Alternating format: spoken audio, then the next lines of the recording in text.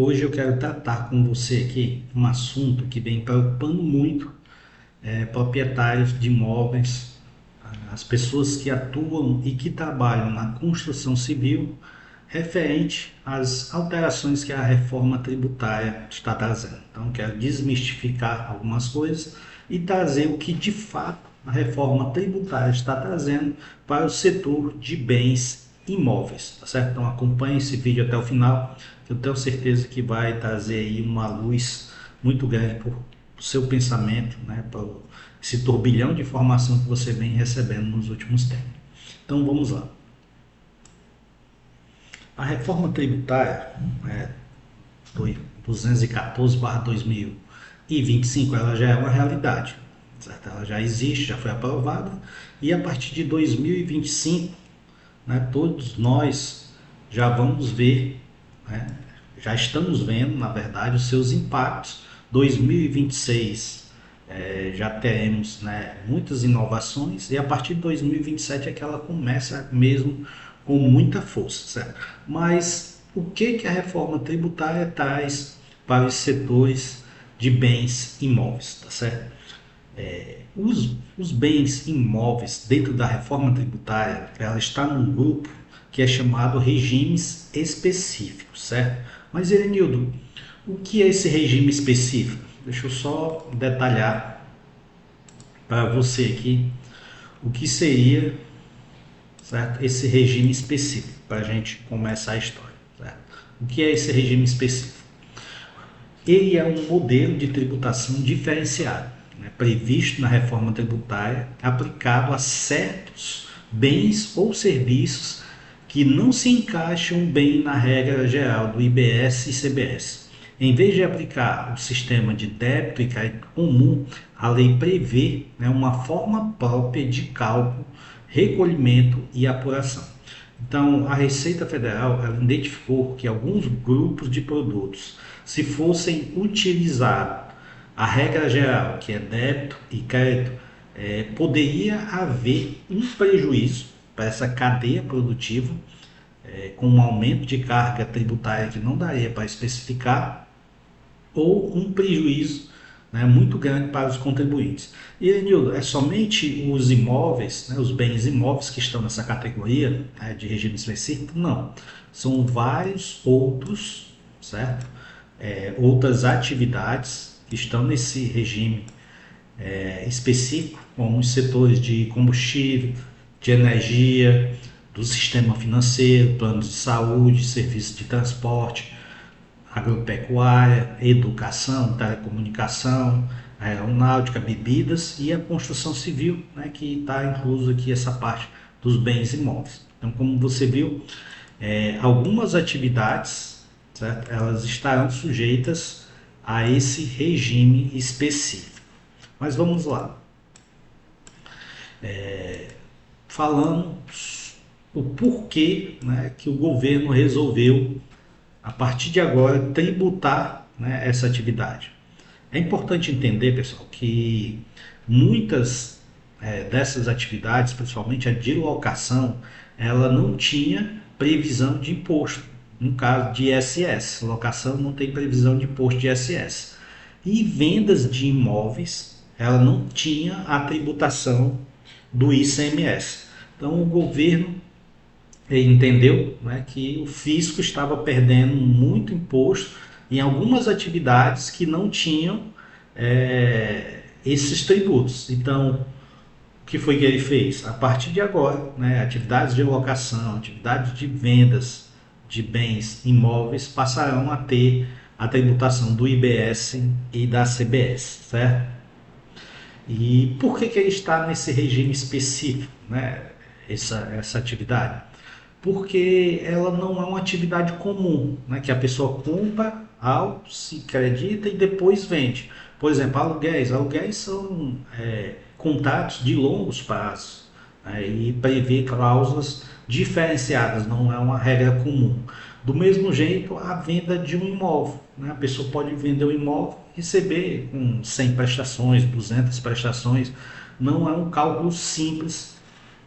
E também não dá para fazer um débito e crédito e no outro mês a pessoa já pagar os tributos. Então, por conta da complexidade dessa atividade, ela foi, né, escolhida e inserida no que a gente chama de regime específico. E o que mais, né, impactou para que ela fosse, né, escolhida para esse regime específico foi a questão dos impactos sociais, né? Nós estamos falando aqui de aluguéis de casas, de vendas, né, de imóveis, de terreno. Então, é tudo que envolve pessoas, né, e muitas delas pessoas de baixa renda. A grande maioria das pessoas de baixa renda, elas moram em casas alugadas. Então, foi por essa complexidade, esses motivos e impacto social que o governo, né, além de exigir a partir de agora a tributação, ela colocou nesse regime específico justamente para poder diferenciar quem vai pagar de quem não vai pagar. Agora, pessoal, as informações gerais sobre esse regime, certo? Quais são as operações que estarão sujeitas a esse regime, certo? Que tipos de atividades estarão sujeitas a esse novo regime? Alienação, inclusive decorrente de incorporação imobiliária e de solo de parcelamento, cessão e ato translativo ou constitutivo oneroso de direitos reais, locação, cessão, onerosa e arrendamento, serviços de administração, intermediação, serviços de construção civil.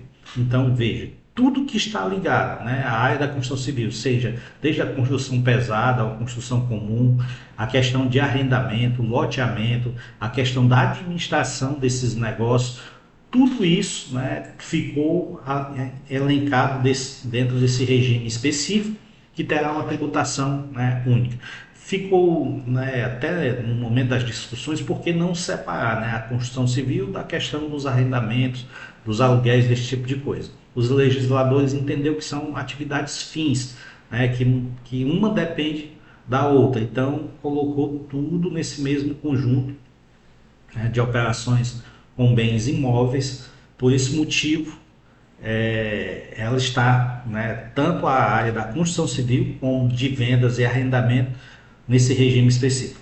Ó, veja que hoje empresas que estão no Simples, que vendem imóveis, elas não tributam o ICMS na venda, né, porque não houve circulação. Já com a vinda do IBS, né, passaremos a ter IBS e CBS sobre essas operações. Um dos principais pontos, né, que muitas pessoas têm se preocupado é com isso, o Cadastro Imobiliário Brasileiro, o CIB, né, que será expandido e aprimorado. Expandido por quê? Porque o CIB ele já existe, certo? Quem tem imóvel rural, ele já é obrigado esse imóvel ter o cadastro do CIB. E agora ele vai ser expandido, né, para os imóveis urbanos. E o que é o CIB, certo? O CIB ele vai funcionar como um inventário dos bens imóveis urbanos e rurais, constituídos com dados enviados pelos cadastros de origem, que deverão atender aos critérios de atribuição do Código de Inscrição no CIB. O que isso aqui está dizendo? Não é você que vai lá na prefeitura, no cartório, pedir que faça o cadastro do seu imóvel, né? São os próprios órgãos, né, públicos e privados que trabalham com essa área que serão responsáveis pela, pela inscrição do seu imóvel. O CIB deverá constar, né, obrigatoriamente em todos os documentos relativos à obra de construção civil expedidos pelo município. Ou seja, hoje quando você tira um cadastro, né, de alvará, no cadastro de alvará não tem o CIB. A partir de agora, né, todos os cadastros de alvará, ou seja, você já iniciou a obra, se o terreno tiver já a inscrição do CIB, o CIB já vai sair no alvará, consequentemente, quando fizer o CNO, essa informação também já vai para o CNO. Certo? E quais são os prazos, né, dessa questão? São 12 meses. Pensando que essa legislação, né, foi aprovada em 2025, então, até o final, né, máximo de 2026, todos os órgãos da administração pública federal, e direta ou indireta, elas terão que fazer esse cadastro, né, dos imóveis de todos os seus entes, né? Por exemplo, o município, quando você for fazer, né, questão de venda, questão de construção, através do alvará de construção, os cartórios, através das documentações desses imóveis. Então, são os cartórios e os municípios, mais especificamente, que ficarão responsáveis por esse cadastro em até 12 meses. Ou seja, até o final de 2026, grande parte, né, de todos os imóveis do Brasil já estarão no banco de dados da Receita Federal. Aí você imagina, você tem uma pessoa na sua cidade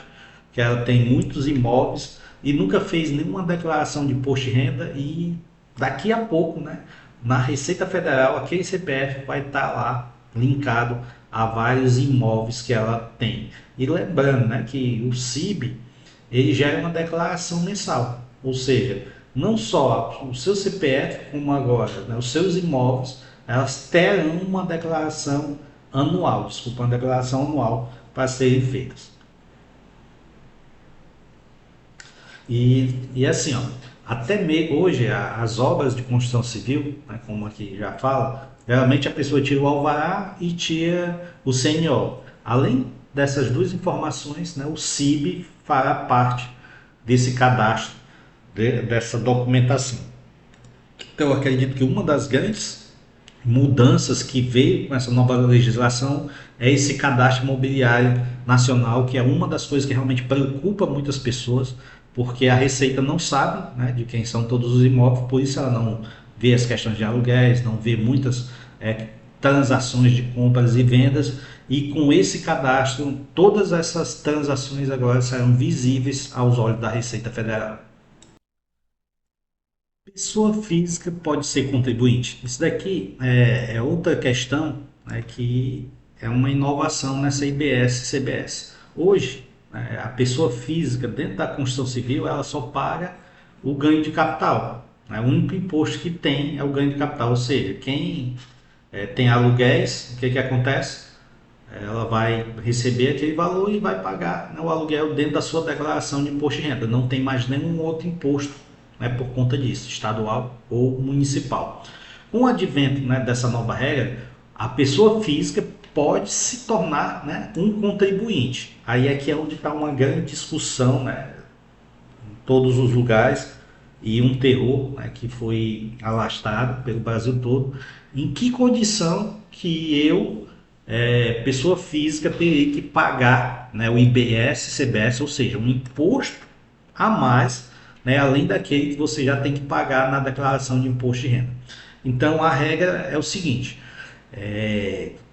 desde que você, né, no ano anterior tenha apurado, né, mais do que R$ 240.000 de receita de locação, e esses valores sejam objetos de pelo menos 3 bens imóveis, você está sujeito ao recolhimento, né, desses novos tributos, IBS, CBS. Iranildo, eu tenho um aluguel de R$ 10.000 por mês, são de 5 imóveis. Eu vou ter que pagar esse imposto, R$ 10.000 por mês, vai dar uma média de R$ 120.000 por ano, então você não estaria sujeito a pagar esse imposto. Aí, Iranildo, só tem um imóvel, né, mas a minha receita anual dá R$ 280.000. Eu vou ter que pagar imposto? Pela regra, não. Você está no primeiro quesito, né, faturando acima de 240 mil, mas é fruto de apenas um bem imóvel distinto, certo? Outro detalhe importante é que a lei prevê que se durante o ano, no ano anterior, você só apurou, vamos dizer assim, R$ 200.000, né, fruto de vários imóveis que você tem, passou o ano, e durante o ano, né, chegou em junho, julho, você já ultrapassou esse limite de R$ 240.000 no próprio ano, você já passa a partir daquele mês a recolher esse imposto, certo? Que você não estava recolhendo no início do ano por conta que do ano anterior, né, você não tinha atingido esse limite. Certo? Outra questão importante, pessoal, é na venda, né, de imóveis, certo? Muitas pessoas elas compram e vendem imóveis e acabam disputando, né, com a empresa CPF, praticamente, digamos assim, com a empresa, com pessoas que têm um CNPJ, e acabam não recolhendo os impostos, né, porque hoje não tem uma previsão legal para isso, nesse campo, e isso tornando injusto, né, esse campo de pessoa física, pessoa jurídica. Então, o que, que o governo, né, ele trouxe também? Se você comprar, né, e revender pelo menos 3 imóveis no ano ou no ano anterior, certo? Você deverá pagar o IBS e CBS. Isso que nós estamos falando na questão de quem compra e vende imóvel, né, e usa seu CPF para isso. Se você fizer essa transação com pelo menos 3 imóveis, você vai pagar o IBS e o CBS. Já na questão, só um detalhe sobre esse primeiro. Isso aqui só serve para patrimônios que você adquiriu pelo menos nos últimos 5 anos. Patrimônios mais antigos, né, com mais de 5 anos, não sofrerão, né, essa carga tributária, no caso, se você for vender um imóvel, uma casa que você já tenha há mais de 5 anos, tá certo? Já na questão da construção, né, de novos imóveis, você só será isento de pagar IBS e CBS se você construir e vender apenas um imóvel nos últimos 5 anos. Se durante os últimos 5 anos você construir mais de 2 casas em diante, você, né, mesmo sendo pessoa física, será obrigado a fazer o recolhimento do IBS e do CBS, além daquela despesa que você já sabe, né, do ganho de capital que tem que pagar na sua declaração de imposto de renda. Agora, pessoal, a gente vai tratar aqui o momento do fato gerador. O que é o momento do fato gerador? É o momento em que você tem que pagar o imposto. Em que momento é que você vai pagar, né? Ou seja, vai ser devedor desse imposto, certo? Nós temos aqui duas situações diferentes, certo? Uma é na alienação de bens imóveis, no momento do ato de alienação, na cessão ou no ato oneroso, né, translativo, constitutivo de direitos reais sobre bens imóveis no momento da celebração do ato, inclusive de quaisquer, né, ajustes posteriores, exceto os de garantia. Então, na venda, né, digamos assim, na venda do imóvel, na transação, né, de bens imóveis, o fato gerador vai ser o momento que você vai estar ali assinando, registrando aquele documento daquele ato, né, daquilo que aconteceu. Já na questão, né, de arrendamento, de locação de imóveis, de bens, vai ser o momento do pagamento, ou seja, você fez uma locação, né, em 30 dias vai receber o dinheiro, você vai pagar o imposto no momento que receber o pagamento. No mesmo jeito acontece no serviço de administração, intermediação e bens imóveis, né? Ou seja, você tem uma empresa que faz esse tipo de consultoria, né, de aluguéis de imóveis. Você vai pagar o imposto no momento que você recebe, né, o dinheiro, ou seja, que a gente diria no que é hoje no regime de caixa. E na questão da construção civil, né, no momento do fornecimento, ou seja, naquele momento que você emitir o documento fiscal, né, de construção ou de execução daquela obra, é o momento que acontece, né, o fato gerador. Então temos dois momentos aqui distintos. Na questão de vendas, quando você faz o documento, quando você faz a assinatura da venda daqueles imóveis. Na questão da alocação, intermediação, será nos momentos em que você recebeu o pagamento, e na construção civil, no momento da emissão de nota. Então você tem que ficar atento, porque uma mesma empresa ela pode ter todas essas atividades e você calcular o imposto da forma correta. Hoje, as empresas da área da construção civil elas devem ter o regime de caixa, porque justamente ela paga o imposto quando de fato, né, recebeu o dinheiro. E isso com a reforma tributária meio que vai mudar, meio que vai acabar, porque dentro de uma mesma operação você pode ter o regime de caixa ou pode ter o regime de competência, tá certo? Então fique atento ao momento do fato gerador. Pessoal, depois do fato gerador, você tem que entender, né, o que seria a base de cálculo. Tá? Para o governo, a base de cálculo é o quê? O valor da operação do bem imóvel, o valor da alocação, cessão onerosa ou arrendamento do bem imóvel, o valor da cessão do ato oneroso, translativo ou constitutivo dos direitos reais sobre o bem imóvel, valor da operação de administração e intermediação, o valor da operação nos serviços de construção civil. Ou seja, é o valor que você negociou na venda ou no arrendamento daquele imóvel. Só que tem mais um detalhe. Inclui-se aqui também na base de cálculo os valores de juros e das variações monetárias em função da taxa de câmbio ou de índice ou coeficiências aplicáveis por disposições legais ou contratuais, bem como a atualização monetária. Ou seja, um aluguel, né, com o tempo ele vai sofrendo acréscimos, ou até mesmo a pessoa pagou atrasado, vai ter juros e multa.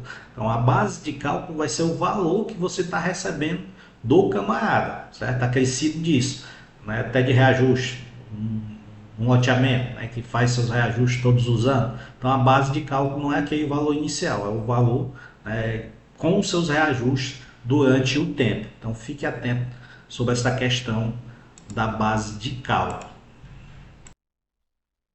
Base de cálculo, a gente acabou de ver. Agora é o valor de referência. Pessoal, valor de referência, certo? E aí, Nildo, para me calcular o imposto, eu não preciso só saber, né, quanto é o valor do serviço ou quanto é o valor da base de cálculo, né, da nota fiscal, esse tipo de coisa, além dos acréscimos que você citou.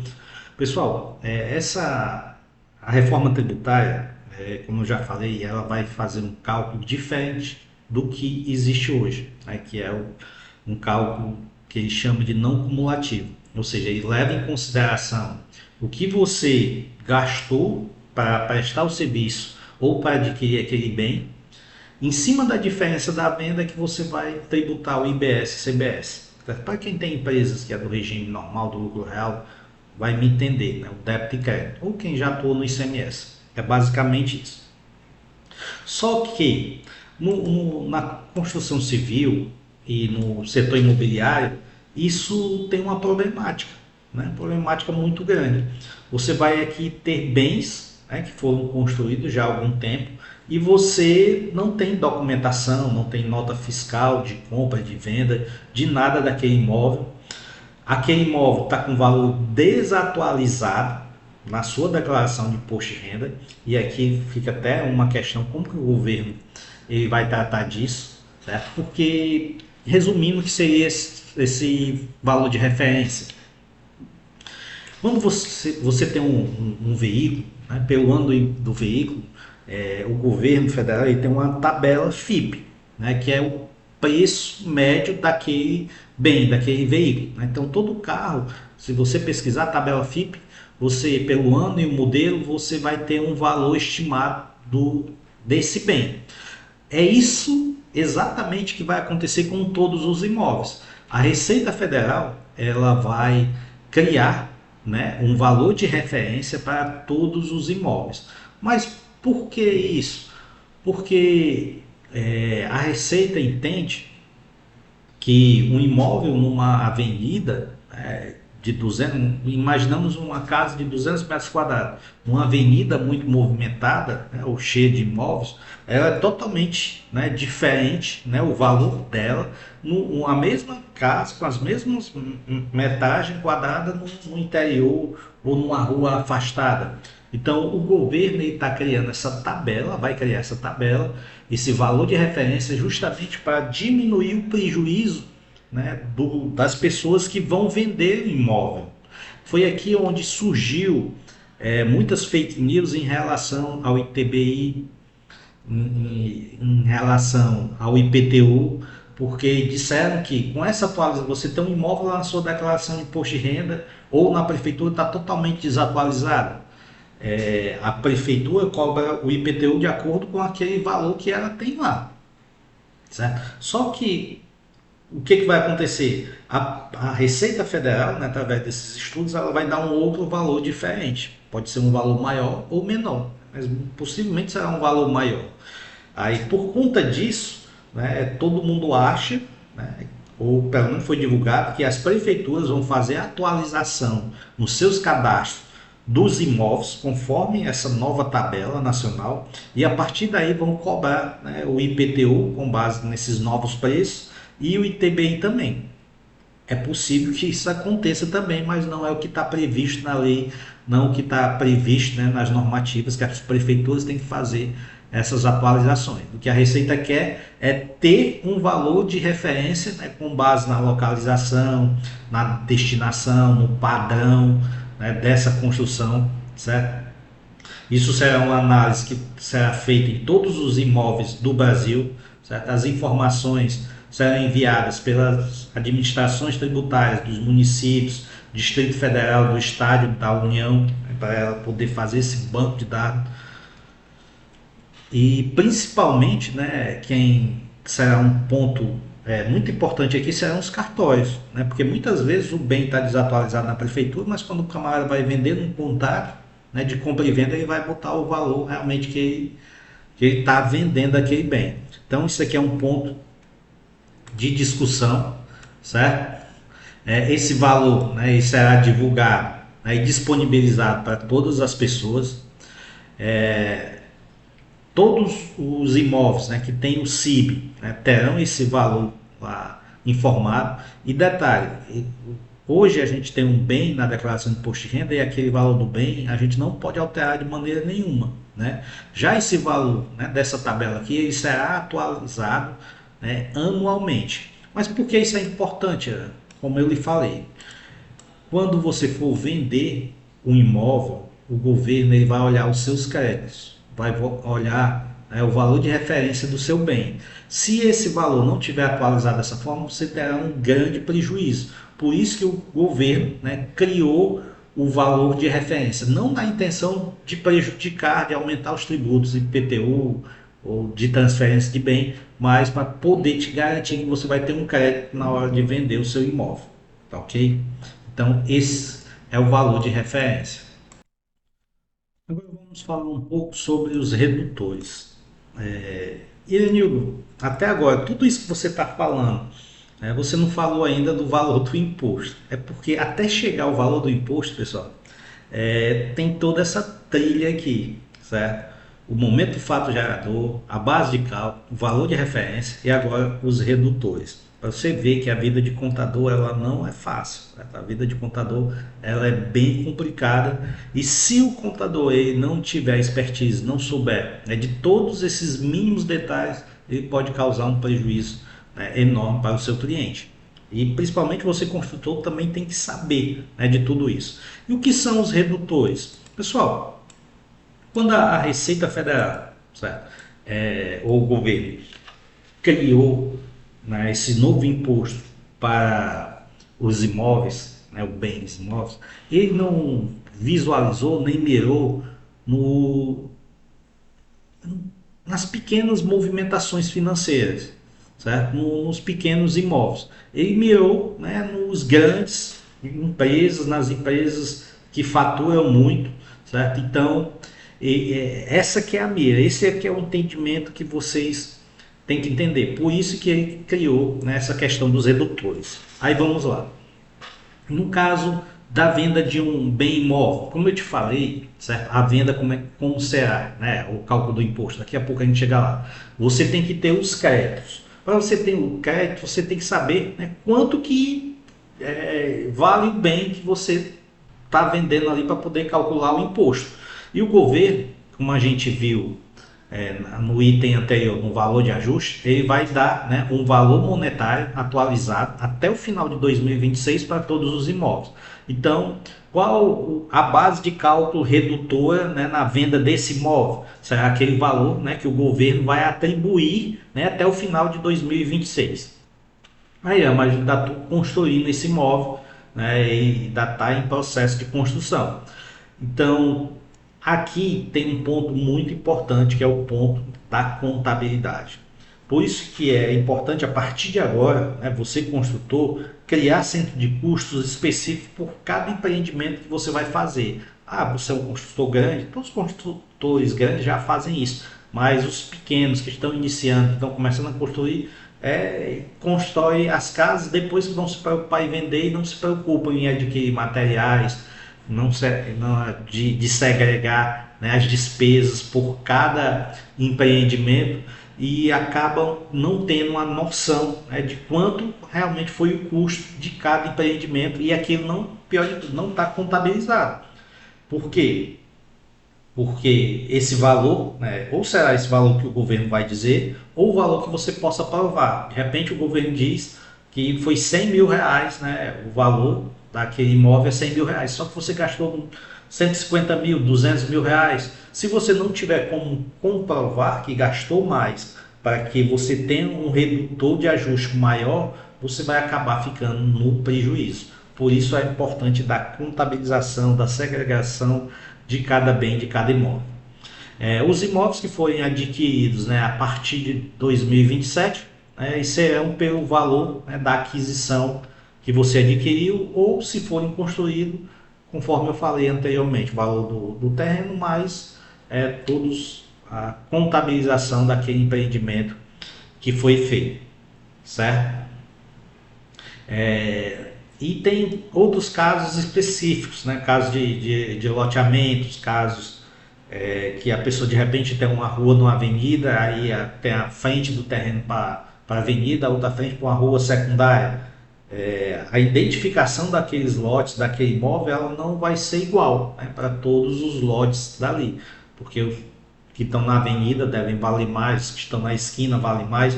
Por isso, né, o governo ele criou esse valor de referência justamente para tentar dar uma justiça na questão do crédito que você vai assumir. Mas o fato é que se você é construtor, a partir de agora, mais do que nunca, faça a contabilidade, a contabilização dos seus empreendimentos. E temos o fator de redução social. Certo? Aqui o governo criou o fator, né, de alienação de bens imóveis residenciais com o objetivo de não prejudicar, né, os imóveis de baixa renda, ou seja, a alienação de bens imóveis residenciais novos ou lote residenciais realizados por contribuinte sujeito ao regime regular de IBS e CBS, eles terão uma redução já automática. O governo, por exemplo, na venda de uma casa, que ela tem como objetivo ser residencial, além do valor de referência, o governo vai te dar mais 100 mil reais para tu abater no valor daquela casa. Isso vai acontecer o quê? Que muitas casas, né, vendidas, se você de repente tem uma contabilidade e mostrar que o seu lucro não está sendo superior a 100 mil reais, você, né, provavelmente vai zerar o imposto desse imóvel. Está vendo a importância da contabilidade? Do mesmo jeito que acontece para a questão dos lotes. Né? Na venda de um lote, além do custo ou do valor de referência, você ainda pode diminuir 30 mil reais, né, para encontrar a base de cálculo do imposto. Vou tentar aqui desenhar para você. Digamos que você fez uma casa para vender 200, uma casa que você vai vender por 300 mil reais, um exemplo. Você gastou 200 mil reais para fazer essa casa, certo? É uma casa residencial, você vai vender, né, para uma pessoa para uso residencial. Na hora da questão de calcular o imposto, né, além desse custo que você já agregou, né, da compra do terreno, das demais despesas, você ainda pode colocar um redutor de 100 mil reais. Ou seja, o total da despesa do débito vai ser igual ao total do crédito e não terá imposto a pagar. Por isso a importância da contabilidade, por isso a importância de entender bem a legislação. E para isso, pessoal, isso vai acontecer muito nas questões de aluguéis também. Né? Operações de locação, cessão, onerosas, ou arrendamento de bens imóveis para uso residencial, né, realizada por contribuinte sujeito ao regime regular do IBS-CBS, terá um redutor social limitado, né, à base de cálculo de 600 reais. Ou seja, você tem um imóvel que você aluga por 600 reais, você vai ter um redutor de 600 reais, você não vai pagar nada de imposto. Você tem um imóvel, aluga, né, residencial é R$ 1.000, você já vai tirar 600 reais e vai ficar 400 para ser tributado. Aí tem as demais outras despesas que poderão ser colocadas como redutoras também. E para que é isso? O governo quer que o impacto dessa reforma ela chegue muito pouco, né, nos pequenos negócios, nas pessoas de baixa renda, né, que compram, que adquirem imóvel ou que pagam aluguel, e ela mira muito fortemente, né, nas empresas grandes, nos grandes empresários, tá bom?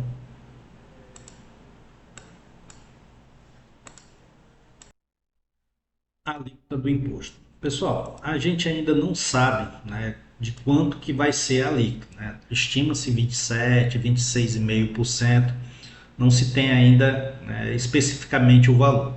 Mas o que se sabe, né, pelo fato, né, dessa atividade estar num regime específico, a alíquota, né, que foi escolhida, ela terá uma redução no caso das operações gerais, né, ou seja, no caso de venda, no caso, das áreas da construção civil, né, terá uma redução de 50%.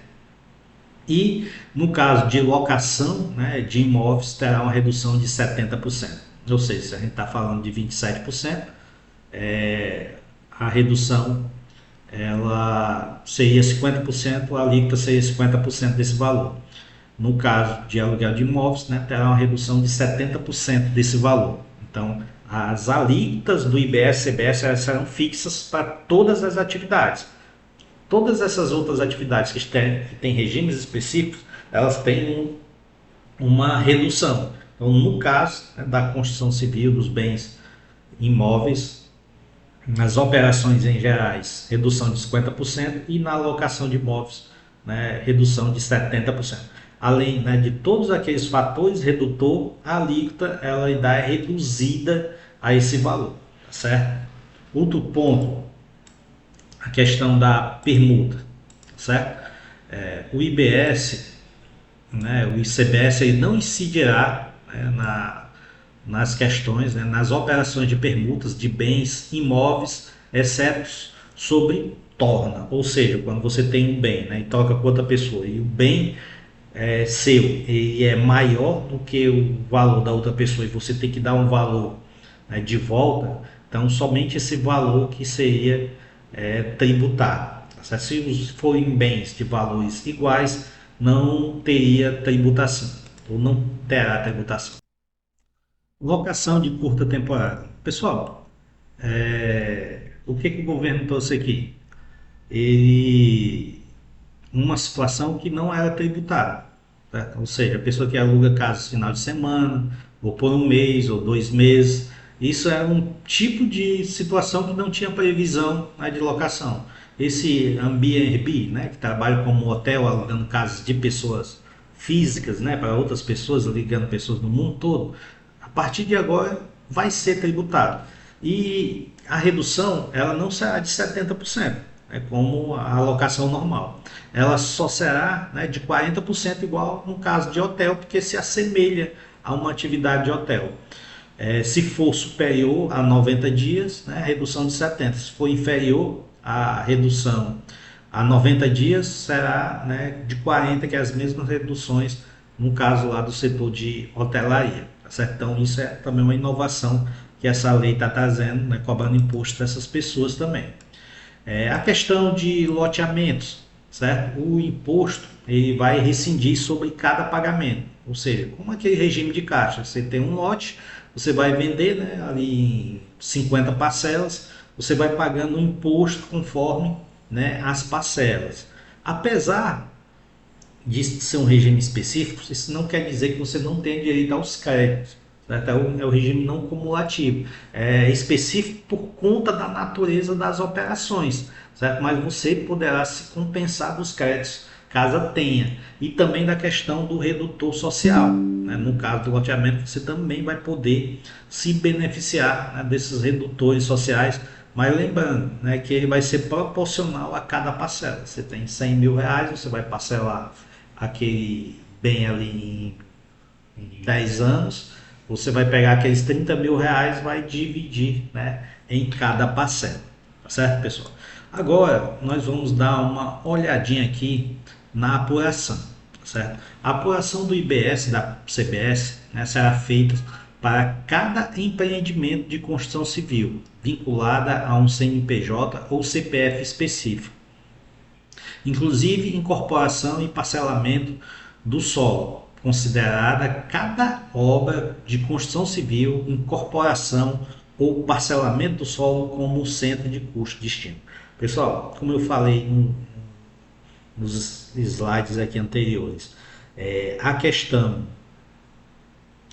do, da contabilidade ela vai ser importantíssima nesse meio, né, nessa atividade imobiliária, certo? Porque você vai ter que aprender a separar, a segregar cada bem imóvel, porque o imposto ele não vai ser calculado mensalmente pelo faturamento da empresa, mas por cada empreendimento respeitando a sua individualidade. Você tem uma empresa que você está construindo 5 casas, você tem que fazer a contabilidade de todas aquelas casas por cento de custo. Você, além disso, você tem aluguéis, você faz corretagem, você tem um loteamento. Então veja certo nível de complexidade dessa atividade. O documento fiscal deverá indicar o número do cadastro da obra nas aquisições de bens e serviços utilizados na obra de construção civil a que se destina. Isso acontece para quê? Justamente para que você possa pegar aquela nota fiscal e contabilizar, né, naquele centro de custo daquela obra que você está fazendo. Então, a contabilidade, mais do que nunca, será um fator essencial nesse novo modelo, né, de contabilidade, de tributação do setor imobiliário. Agora, vamos mostrar aqui como será, né, uma simulação de uma venda de um imóvel, certo? Para a gente finalizar esse nosso vídeo. Só para que você possa mentalizar, né, sobre tudo isso que a gente passou, vamos fazer aqui uma simulação da venda de um imóvel, certo? Vamos pegar aqui que você tem um imóvel, né, que você pensa em vender esse imóvel no valor de 550 mil reais. Digamos que o valor de referência aqui utilizado nesse imóvel vai ser de 350 mil reais. E o que é aquele valor de referência? É aquele valor, né, da compra e venda do imóvel, né, até 31/12/2026, ou o valor ajustado, né, que a Receita vai fazer,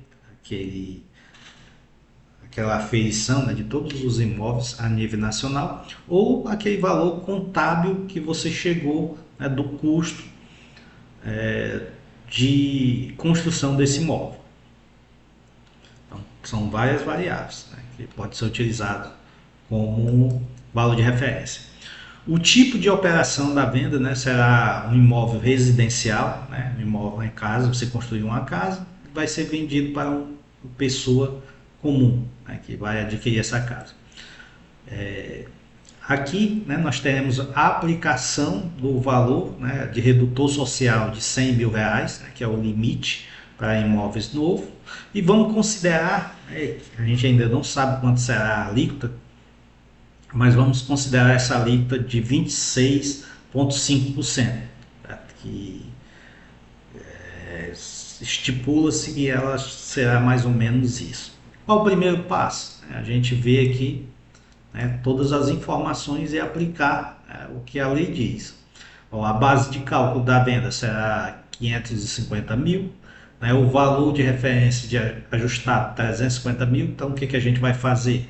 Vai diminuir o valor da venda, né, menos os 350 mil e ver o seu lucro, né, o seu lucro 200 mil reais.